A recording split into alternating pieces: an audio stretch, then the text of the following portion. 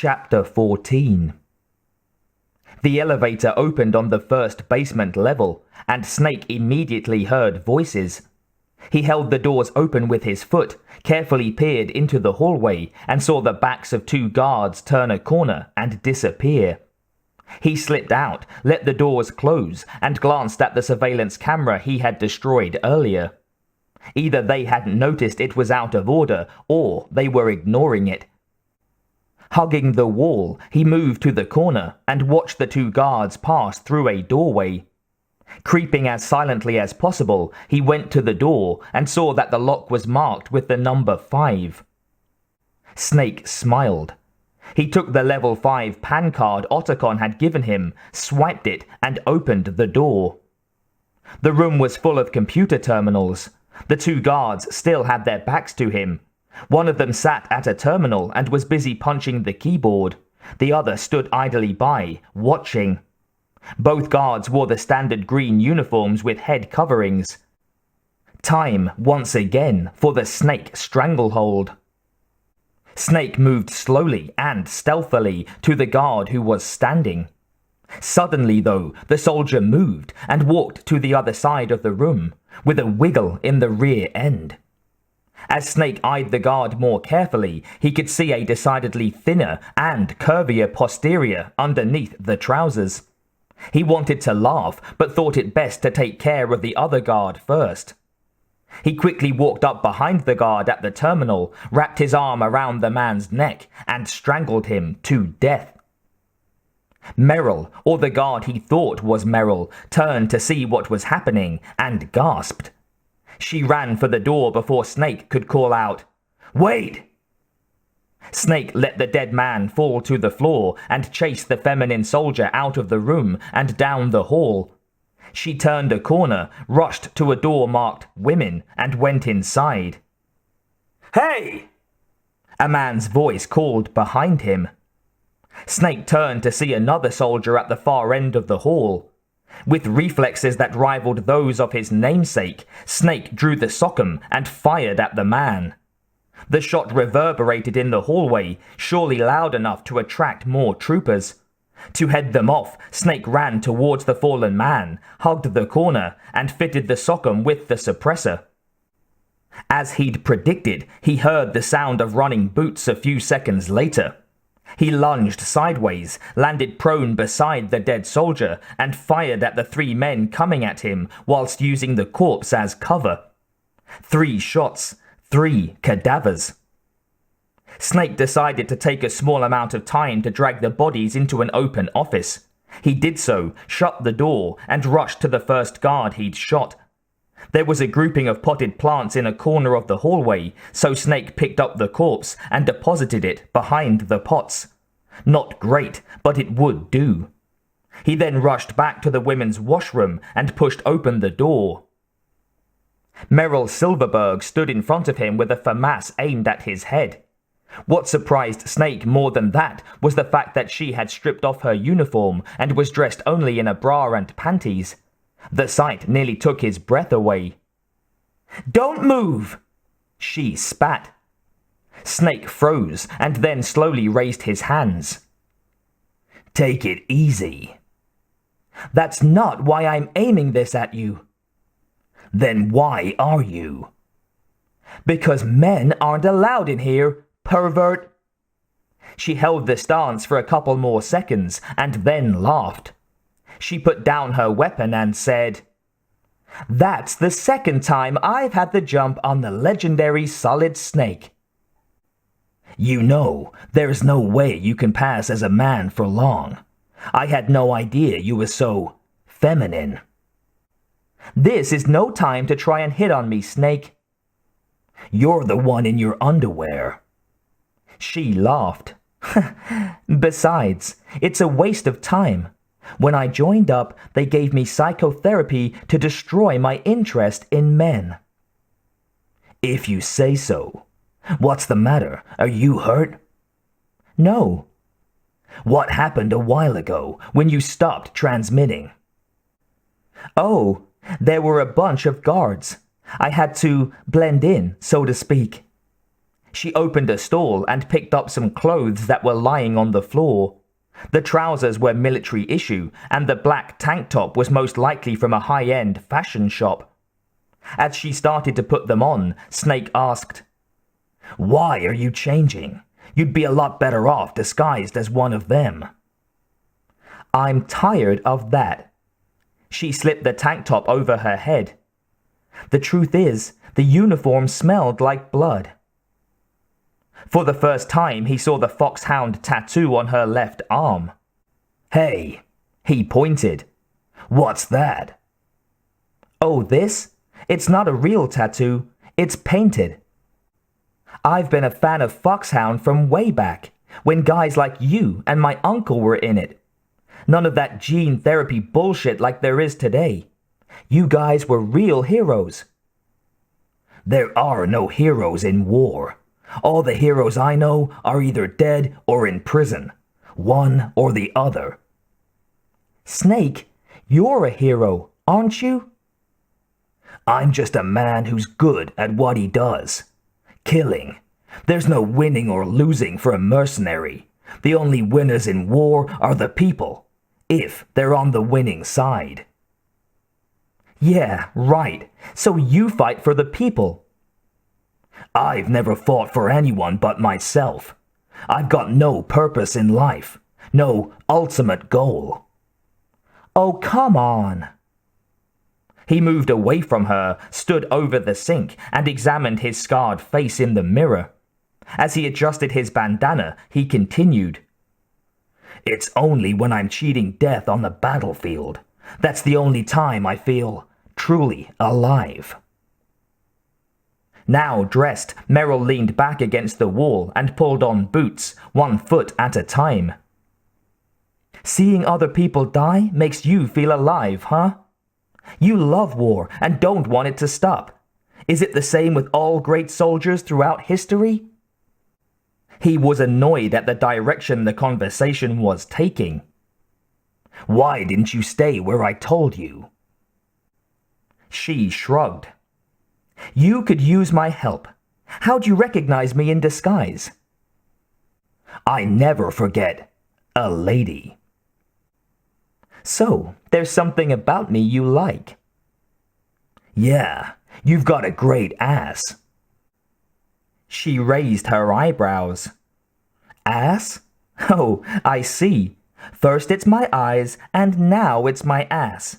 What's next?" "On the battlefield, you never think about what's next." She made a face and then jumped on the counter to sit. "So, how are things going? Is the president going to give in to their demands?" "Not if I can help it." "It's all up to you, is it?" "Somebody's got to stop them from launching a nuclear missile." "You know, there are 2 ways. Either we destroy Metal Gear or we override the detonation code. I know. You got the card key from Baker?" "Yeah." "I still don't understand why he told me there were 3 of them." "This is all he gave me." "Where could the other 2 be?" "Hey, if we can't find them, then we'll have no choice but to destroy Metal Gear." Snake took a sip of water from his canteen and handed it to Merrill. She chugged it longer than he wished. "I'm going on. I heard Rex is in an underground maintenance base to the north of here." She gave him back the canteen. "Take me, too. I know this place better than you do." "You'll just slow me down. You don't have enough battle experience. One person's blunder can compromise the entire mission." "I won't slow you down, I promise." "And what if you do?" "Then you can shoot me." She almost sounded serious. He shook his head. "I don't like to waste bullets." "Look, the overland way is blocked by glaciers. I know a secret way to get there." "You do?" "Uh-huh." Snake pounded his right fist into his left palm. "Damn it! I don't suppose you can just tell me about this secret way. Nope. He pointed a finger at her. You stay by me. You don't do anything stupid. You follow my orders. Got it. I'll be careful. She saluted him, smirked, and went to the discarded clothing where she'd left her weapon.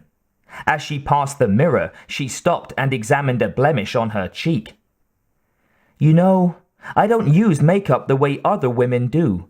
I hardly ever look at myself in the mirror. I always dreamed of becoming a soldier. No, that's not right.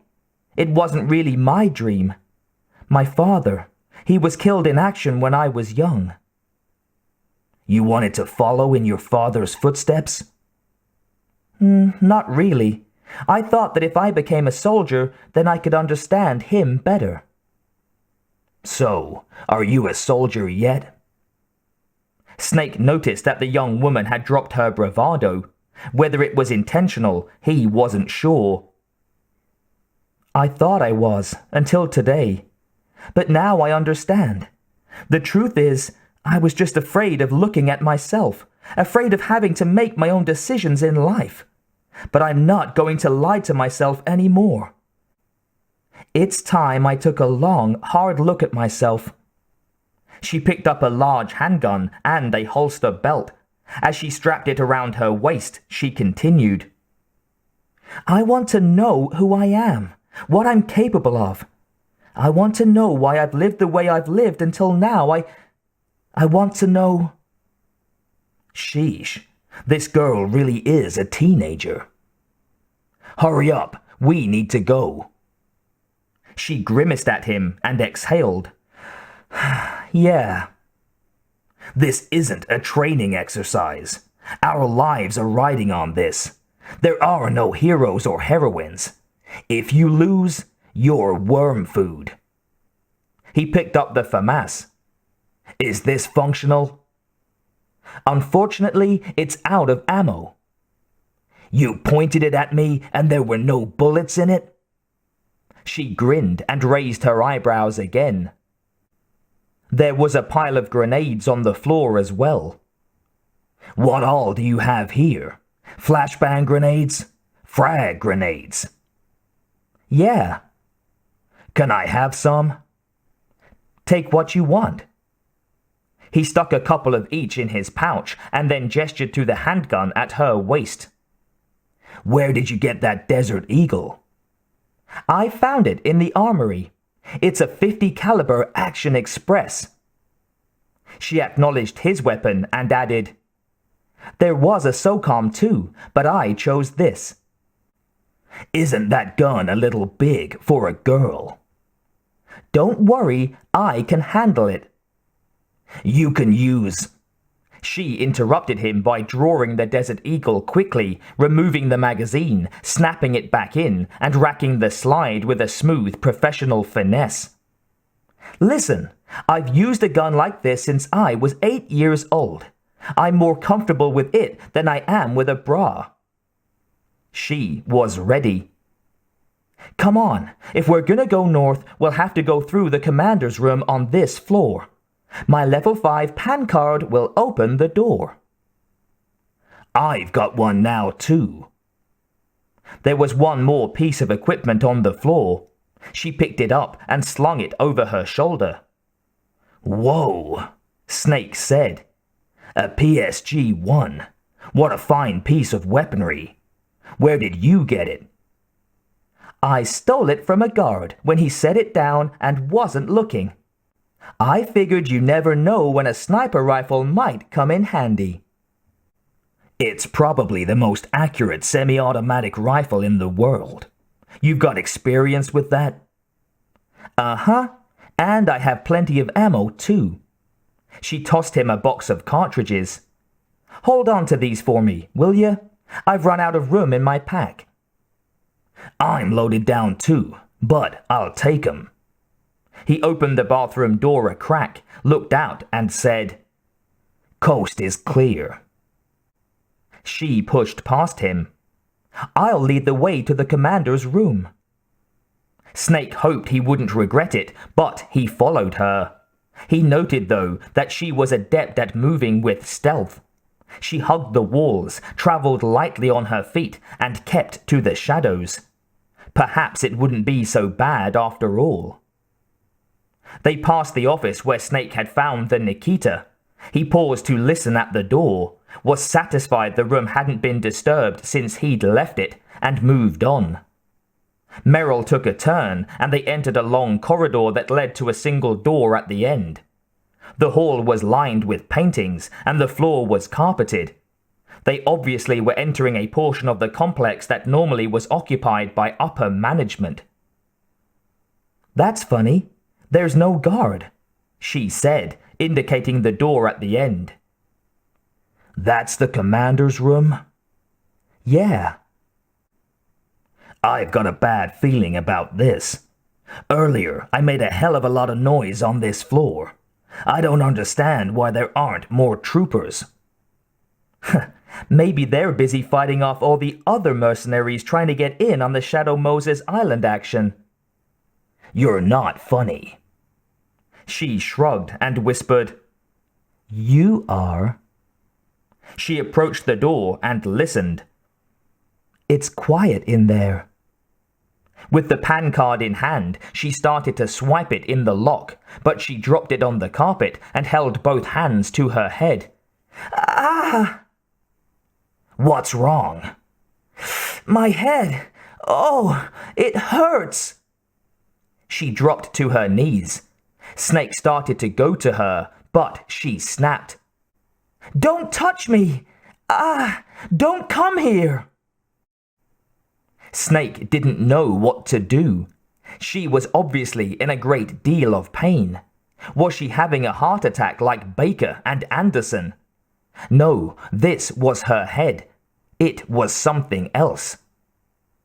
Then, just as quickly as it had begun, Merrill's severe headache went away. She shook her head, wiped her forehead, picked up the PAN card, and then stood. "I'm fine now," she said flatly. "What happened?" "I said I'm fine." She stared straight ahead at the door and mechanically swiped the card. "Come on, Mr. Foxhound. The commander is waiting." She opened the door and stepped inside. Snake was bewildered by her sudden change in demeanor. Then he remembered that he, too, had been struck with a severe headache that had lasted a few seconds and then subsided. As he entered the room, Snake felt a strange disturbance in the place, as if it gave off an ominous vibe. The commander's room looked more like the library of a country manor than an office. It was opulently furnished with an antique mahogany desk, a sofa, 3 comfy chairs, and shelves lined with books. More paintings adorned the walls, and several busts and urns sat on marble pedestals. The busts were distinguished in that they were covered by black leather S&M bondage masks and gear. Weird. A holographic reproduction of the Shadow Moses facility sat on a large table at the side of the room. Snake moved to it so that he could study the layout. It was an impressive structure, with its 2 communication towers standing like sentinels at the northern end of the base. Merrill stood by the door. She hadn't moved. She watched him curiously and then made sure the door was shut and locked behind her. Then she drew the Desert Eagle, pointed it at Snake, and began to advance towards him. "Snake, do you like me?" she purred. He looked up. "Merrill, what the hell?" "Do you like me?" She came closer, batted her eyes, and moved her body in a way that accentuated her curves. For a split second, Snake was certain that someone else was behind Merrill, but he blinked and the apparition was gone. "What's wrong with you?" he asked. Breathing heavily, she said, "Snake, hold me." She was now very close, but the Desert Eagle was still pointed at his face. Should he risk disarming her? "Meryl, stop that!" "Make love to me, Snake. Hurry!" Her breathing increased as if she were in a kind of sexual frenzy. The image of a figure floating a few feet above the carpeted floor flashed behind Meryl again. This time Snake knew that something bad was happening. "Oh, Snake, I want you." Again the floating figure, there and gone in an instant. "Who are you?" Snake yelled. What's wrong?" Meryl asked with a come-hither voice. "Don't you like girls?" Snake had no choice. He pulled back his arm and slugged Meryl in the jaw as hard as he could. She didn't have time to cry out. She plummeted to the floor, dropping the gun and losing consciousness. "Sorry, Meryl," he said. And then the figure appeared and remained in view. Still floating 3 feet above the floor, the man looked like something from another world.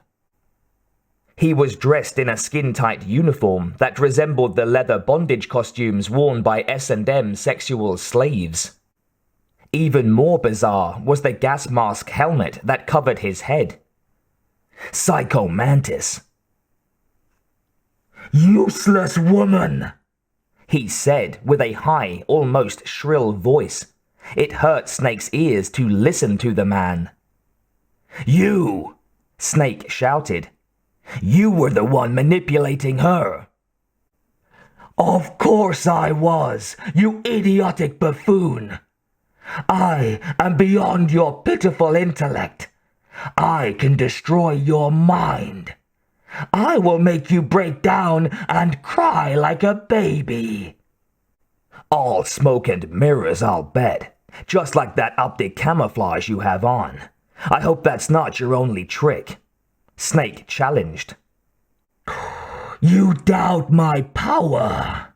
Now I will show you why I am the most powerful practitioner of psychokinesis and telepathy in the world. I can read your every thought and anticipate your every move." The terrorist laughed and said, "You like the girl, don't you, Snake? Even though that goes against what your head is telling you to do, your heart is falling for her. Isn't that right?" "You don't know what the hell you're talking about." "Oh, and let's see. You've made friends with Dr. Emmerich. But where is he now? I do believe he's making the acquaintance of a very beautiful woman at this very moment. A seductive and frightening woman." "Why don't you come down and fight like a man?" Snake demanded, but his own headache was returning. It had the same intensity as the one he had experienced earlier. Dr. Hunter had said it was due to Psycho Mantis and his mental weaponry. Snake tried to draw his sockum, but the thing was stuck in his holster. Someone had plastered it with cement. "No, it's a hallucination."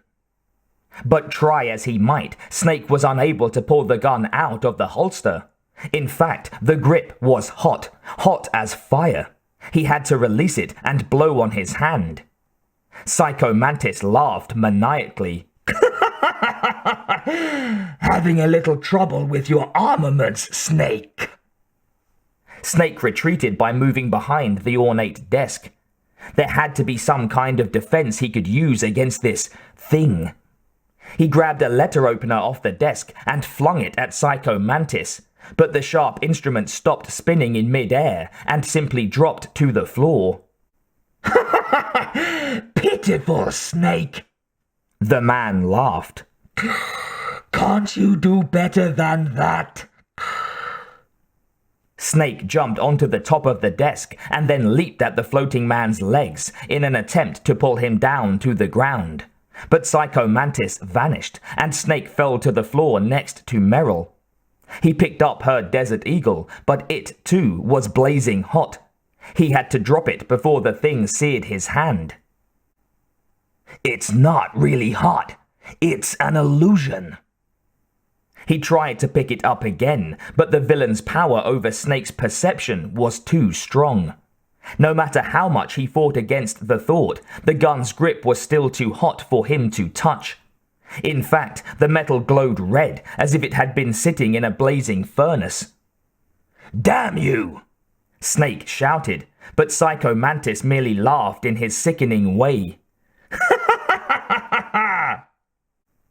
"Snake!" The voice was familiar. He turned to see a lean, fit man in his 50s standing near the wall. He wore sunglasses that Snake knew all too well. "Master Miller!" Snake cried. "How did you get here?" "No time to chat, Snake. We have to run and get away from this clown."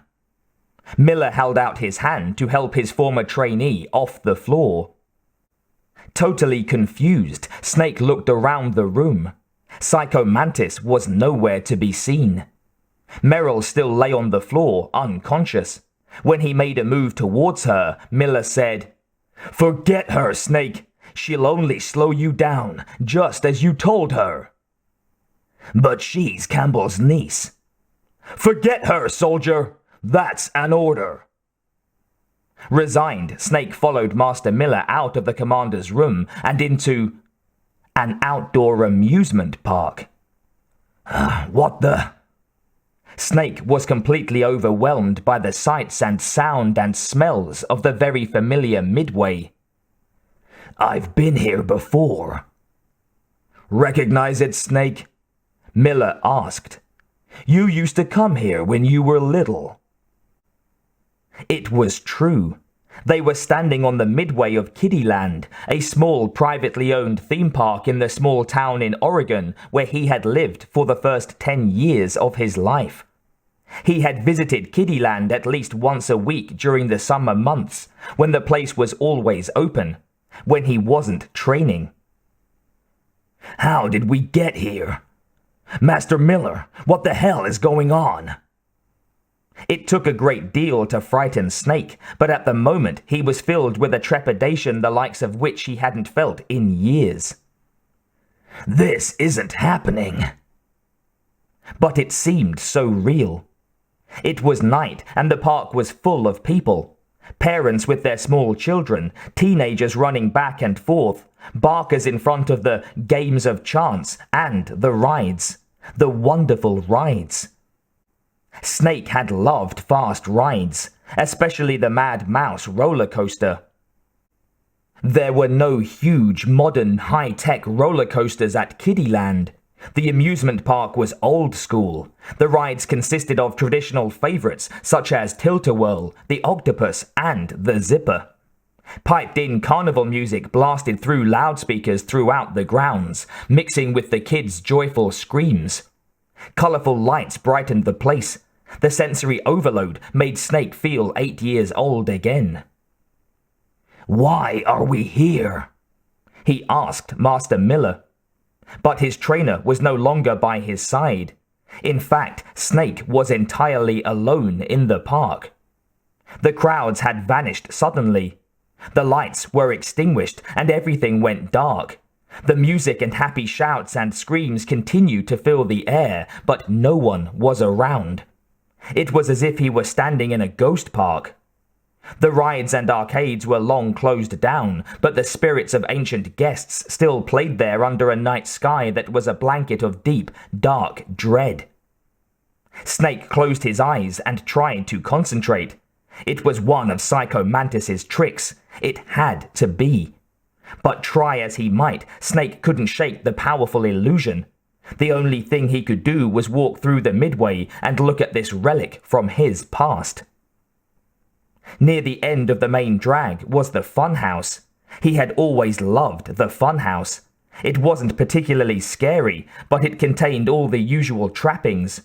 Curved mirrors, slides, jack-in-the-box clowns that popped up when you least expected them, rocking floors, and a mirror maze. A woman was standing at the entrance. She had red hair and a nice "Merrill." She waved and beckoned him to come inside the funhouse. He wanted to shout and warn her not to go in. It had to be a trap. Besides, the park was closed. There was no one running the rides or taking tickets. But Snake couldn't get the words out of his mouth. It was similar to what happened in dreams, in which your legs were too heavy to run, or your voice came out in a whisper. Merrill disappeared into the building, leaving Snake with no choice but to follow her. He bounded up the steps, went through the turnstile, and entered the dark, foreboding attraction. With the lights off, the place was much more sinister than usual. But all the mechanisms were working, including the very first obstacle, a floor that rocked back and forth. The trick was to maintain your balance as you walked to the other side. Many kids would fall and slide on the tilting floor, often on purpose, laughing like crazy. Snake had always played by the rules and really tried to get across without falling. He'd never failed. This time, however, as soon as he stepped onto the platform, it tilted so high that he couldn't help but fall and slide to the edge. He managed to brake and stop his body from plummeting off the platform. "But there used to be a wall there to stop kids from falling off," which emptied into a vast crevice of nothingness. In fact, it was a sky full of stars. It was as if Snake were holding on to the edge of the known universe, and if he let go, he would be lost in the infinite chasm of outer space. "Don't look!" He forced himself to focus on the arch at the other side of the tilting platform, the one that led out of the room. Merrill was standing there waiting for him. She was pointing and laughing at him. "Look at the legendary Solid Snake," she cackled. "He can't even stand on his own 2 feet. There were grooves in the tilted wooden floor that were deep enough for Snake to grip with his fingertips. Using all the strength he could muster and ignoring the pain in his fingers, he slowly inched up the platform. It seemed to take forever, but after a few minutes he had done it. He rolled off the tilted floor onto the metal mesh walkway by the arch. Merrill was no longer there. Snake stood, went through the arch, and found himself in the room lined with curved mirrors. He remembered laughing at his body's funny shapes when he stood in front of the mirrors. One mirror made him short and fat, another tall and skinny with a big head, and one gave him a very wide torso but with tiny legs and feet. This time, however, when Snake stepped up to the first mirror, he saw Merrill. She seemed to be trapped inside. There was an expression of terror on her face as she banged on her side of the mirror. "Help me, Snake! Get me out!" Snake examined the sides of the mirror, but it was fastened firmly to the wall. There was nothing he could do. He moved along to the next mirror and saw Otacon in the same predicament. The young man was trembling with fear. "Oh, Snake! Can you get me out of here?" Otacon shouted. "They're going to kill me! Help me!" Feeling increasingly helpless, Snake moved on to the third mirror. Inside of it was a uniformed man he hadn't seen in many, many years. Unlike the other 2 prisoners, he stood silently, resigned to being trapped and knowing there was nothing that could be done about it. "Big Boss," Snake whispered. "Is that you?" The soldier smiled at him. "Yes, my son. Have you missed me?"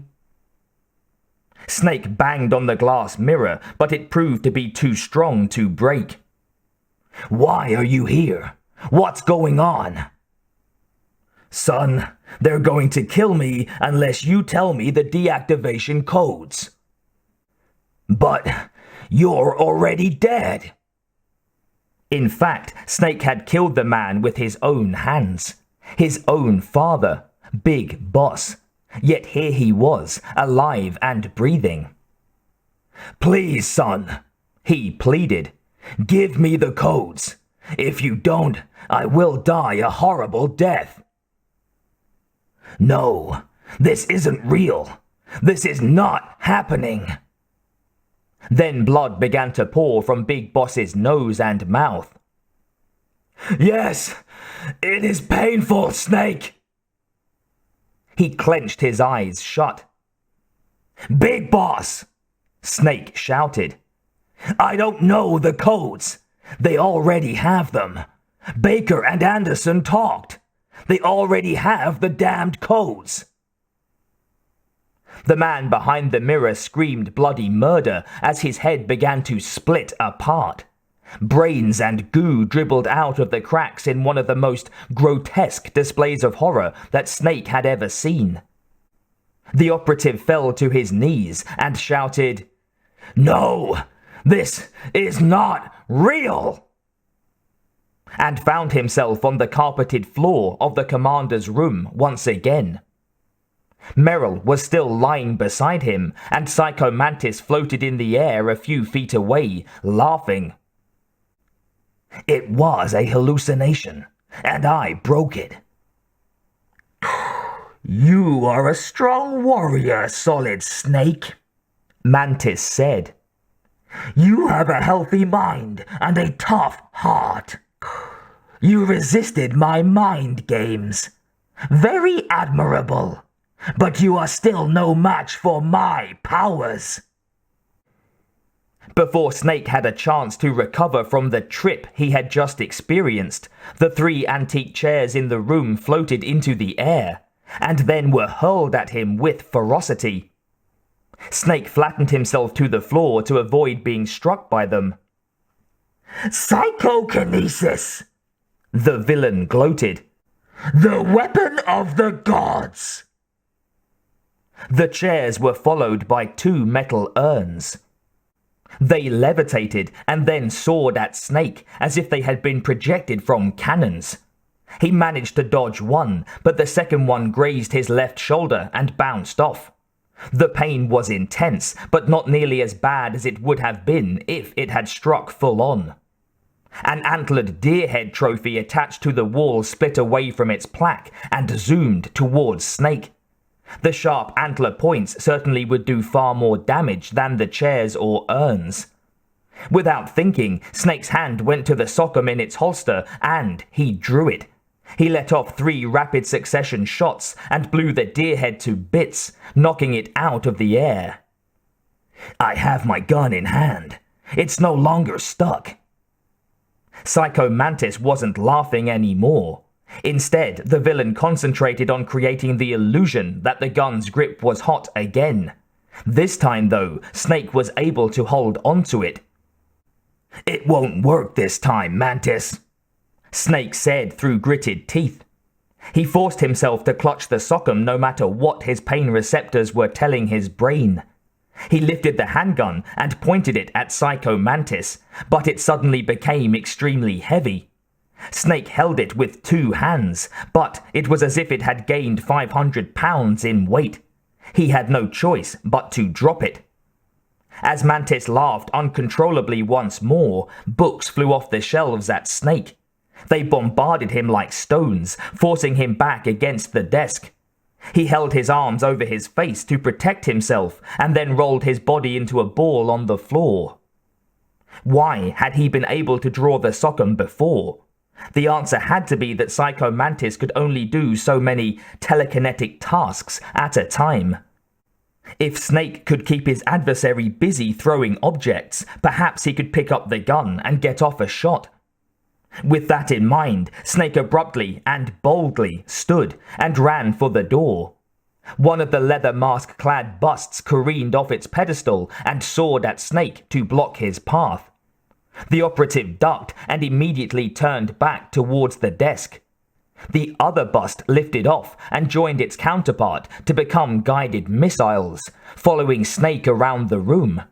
No matter where he went, the marble busts tailed him as Psycho Mantis waited for the perfect opportunity to smash one over Snake's head. The result, surely, would be death. "Do your worst, you circus freak," Snake shouted as he zigzagged through the room. "Did they leave your cage in the sideshow unlocked, Mantis? Don't you miss living with the geeks?" Obviously, Psycho Mantis did not care for taunting. The villain summoned all his potency to unleash every object in the room that wasn't fixed. The busts, the urns, the chairs, the books, even the heavy mahogany desk and comfy sofa. They all lifted into the air, ready to tumble down on Snake. But at the crucial moment when everything was above the ground, Snake performed a forward roll on the floor, picked up the sockum in one hand, spun out to a crouching position, and fired 2 rounds at Psycho Mantis. The man screamed and dropped to the floor, along with all the objects. Snake was bombarded by dozens of books, but was spared from being hit by the heavy stuff. Both bullets had punctured Mantis's chest. Blood poured from the wounds as the man feebly attempted to crawl to safety. Snake stood with the sockum leveled at Mantis's head and said, "Game over, freak." The man wheezed as he breathed, apparently struggling to take in oxygen. "You are powerful indeed, but I know your weak point." "Shut up and say your prayers." "Meryl," Mantis commanded. "stand right where he can see you and blow your brains out."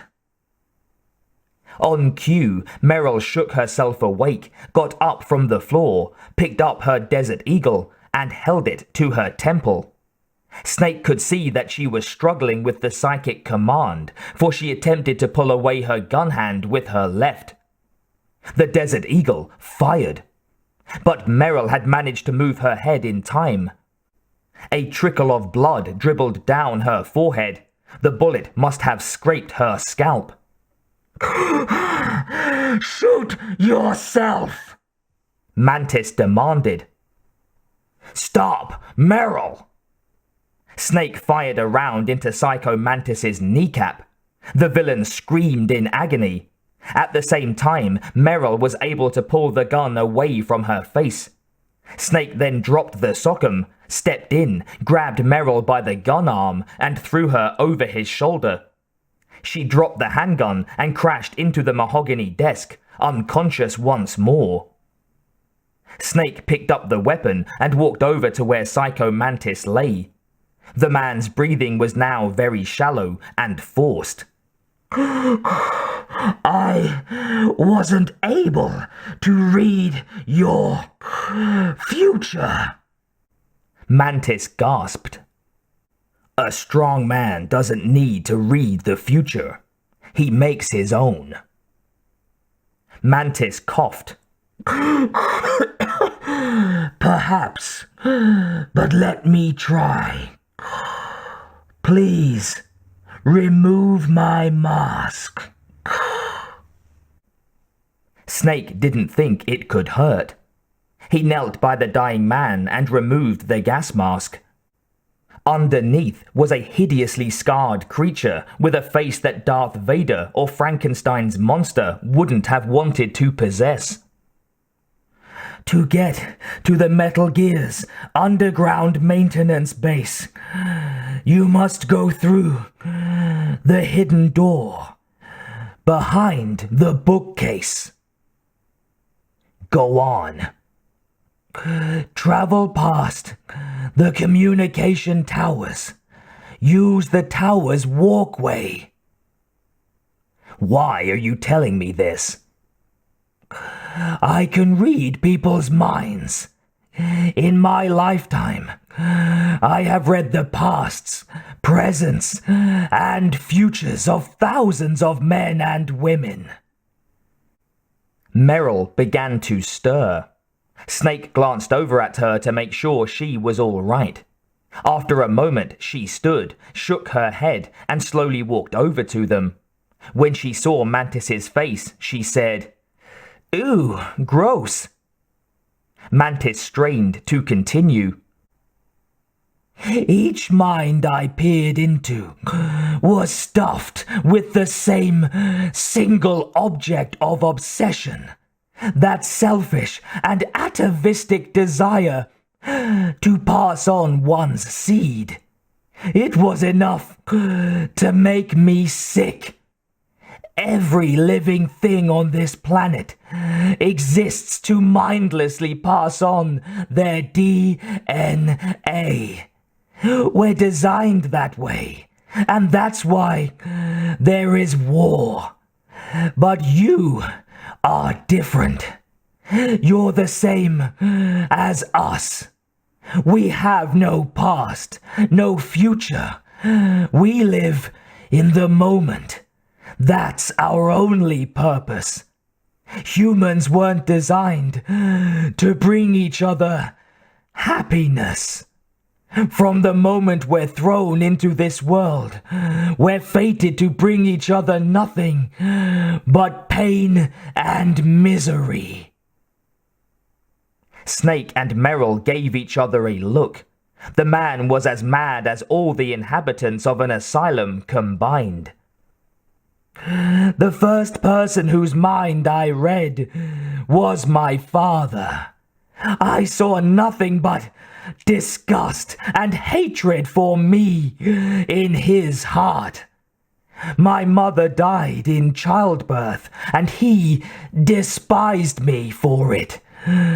I thought my father was going to kill me. That's when my future disappeared. I lost my past as well. When I came to, the village was engulfed in flames. Are you saying that you burned your village down to bury your past? Snake asked. I see you have suffered the same trauma. Mantis laughed as best he could, but it was a dark, evil laugh. We are truly the same, you and I. The world is a more interesting place with people like you in it. He's insane, Meryl whispered, stating the obvious. I never agreed with the boss's revolution. His dreams of world conquest do not interest me. I just wanted an excuse to kill as many people as I could. You monster! She shouted. Let him talk, Snake snapped. He doesn't have much time left. I've seen true evil. You, Snake, you're just like the boss. No, you're worse. Compared to you, I'm not so bad. Wait, I see you. Must be decades from now. You are old, with a gun in your mouth. Mantis glanced at Meryl. I read her future too. You occupy a large place in her heart. Meryl emitted a small gasp. But I don't know if your futures lie together. I have a request. What? Please, put my mask back on. Snake obliged. The man's breathing was barely audible. Before I die, Mantis coughed. I want to be myself. I want to be left alone in my own world. I will open the door for you. There was a click in the back of one of the bookshelves behind the fallen desk. The entire bookcase slid to the side, revealing a dark passage. Now very weak, Mantis said, This is the first time I've ever used my power to help someone. It's strange. It feels kind of nice. The exhalation of breath was final and absolute. Snake and Merrill stood there for a moment, trying to comprehend what they had just witnessed. After a moment, she turned to Snake and said, I'm so sorry. What for? How could I let him control my mind like that? If you're going to doubt yourself, I'll leave you here, Snake answered. She nodded and took a deep breath. You're right. Never doubt yourself. Just let it make you stronger.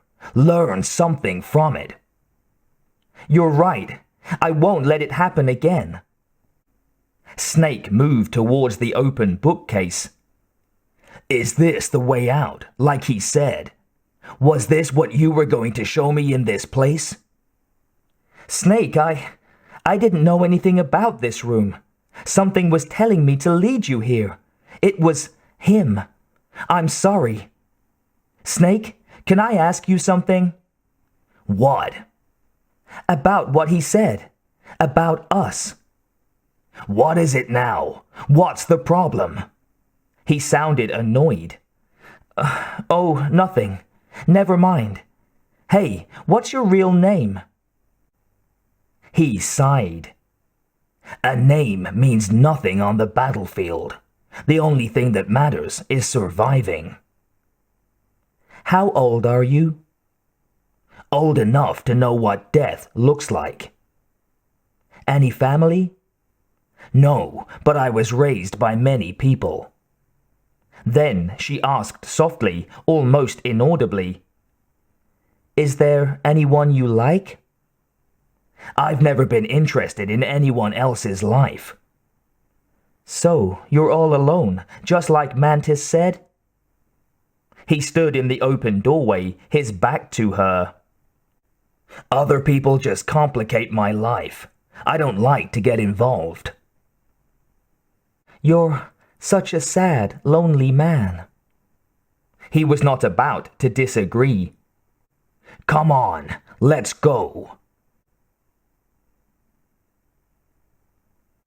Back at the control room in the Discovery submarine, Dr. Hunter turned to Campbell and said, It looks like your niece is going to be okay. The brainwashing will wear off, right? The colonel asked her. Yes, but why did Snake go so far out of his way to save her? For your sake? Or does he like her? Campbell felt sobered by everything that had just transpired. Naomi, it's true that Snake has killed a lot of people, but that doesn't mean he doesn't have a heart.